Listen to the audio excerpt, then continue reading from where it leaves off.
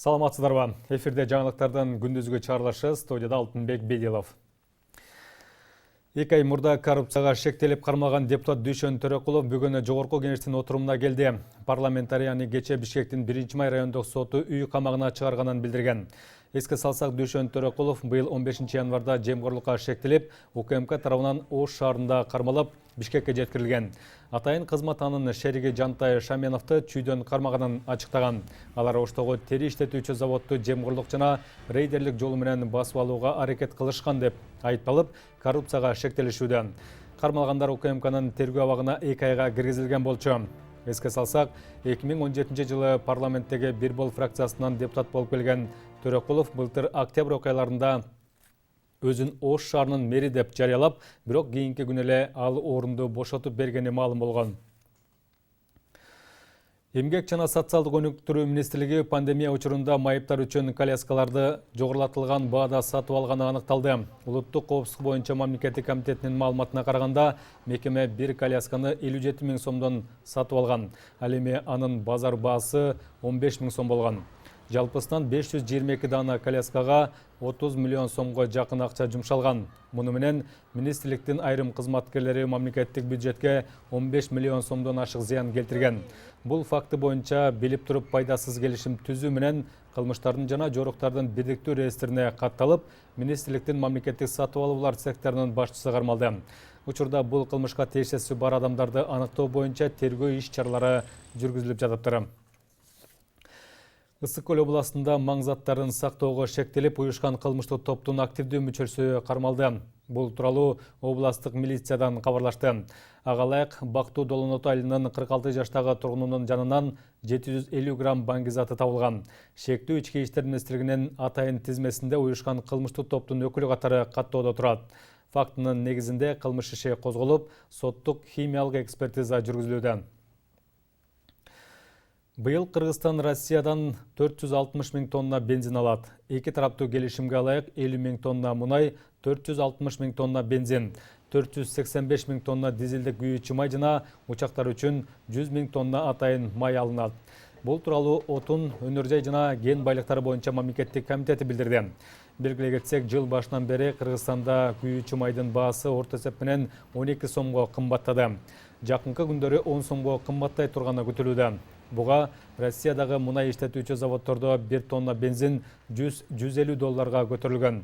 Ал эми дизелдин 1 тоннасы 40-60 долларга чейин кымбатташы негиз болуп жатыптыр. Күйүүчү май тансыктыгынын алдын алуу үчүн Кыргыз өкмөтү 1 марттан тартып аны ЭАЭП алкагынан тышкары сатууга убактылуу чектөө киргизген. Өлкөдө жалпы керектөө 1 200 000 тоннаны түзсө, анын 80% импорттолуп келет. Бир суткада коронавирус 52 адамдан табылса, ушунча эле бейтап айыгып чыкты. Бул тууралуу республикалык штабтан билдиришти. Маалыматка ылайык, илдетке кабылгандардын дээрлик көпчүлүгү Бишкек шаар менен Чүй областында. Бир күндө COVID-19 илдетинен каза болгон учур катталган жок. Стационарларда 291 бейтап, ал эми амбулатордук түрдө 264 бейтап дарыланууда. Медициналык кызматкерлер арасында коронавирусу жуктуруп алган учурлар катталган жок. Кыргызстанда пандемия башталгандан бери 86 692 адам коронавирус жуктурган. Алардын ичинен 83 718 айыгып чыкса, 1476 бейтап көз жумган.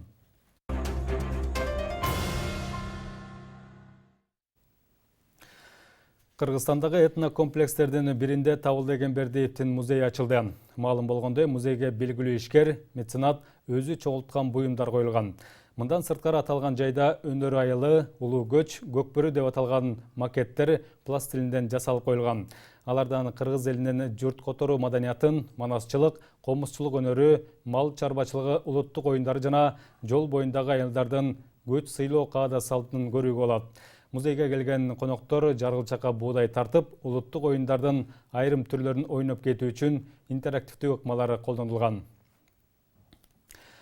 Өлкөдө Акбата онлайн деп аталган санарип интерактив долбоор ишке ашууда. Анда кыргыз аялдарынын колунан чыккан туш кийиздин кыз келиндердин тагдырындагы орду жана мааниси камтылган.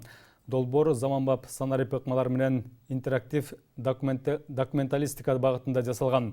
Интернеттеги бул жаңы баракчанын негизинде Бишкектеги Көркөм өнөр музейинде 13 марттан 31 мартка чейин Аруу эне батасы деген инсталляциялык көргөзмө уюштурулат. Интерактив онлайн долбоорду чет элдик адистери жасап беришкен. Долбоордун негизги максаты кыз келиндердин кубаныч кайгысы туш кездерде кандай чагылдырылганы, сүрөттөр жана элестер аркылуу аялдардын тагдыры кол эмгекке түшүрүлгөнү тууралуу маалыматтарды жайылтуу. Кинорежиссер Артыкбай Сүйүндүковдун «Шамбала тасмасы» КМШ жана Балтика өлкөлөрүнүн мыкты фильми номинациясы боюнча Ника киносыйлыгына көрсөтүлдү. Бул тууралуу кинематография департаментинен кабарлашты. Тасманын дүйнөлүк премьерасы былтыр июль айында Шанхайда өткөн эл аралык фестивалда болуп, ал улуу жазуучу Чыңгыз Айтматовдун Ак кеме повестинин негизинде тартылган. Тиешелүү намга Өзбекстан, Казакстан жана Азербайжандагы режиссерлордун эмгектери да ат салышары белгилүү болду. Ника киносыйлыгы 1987 жылы СССРдин кинематографисттери тарабынан төптөлгөн. Сиздер ушул саатка алынган жаңылыктар менен тааныштыңыздар. Биздин каналдан алыстабаңыздар.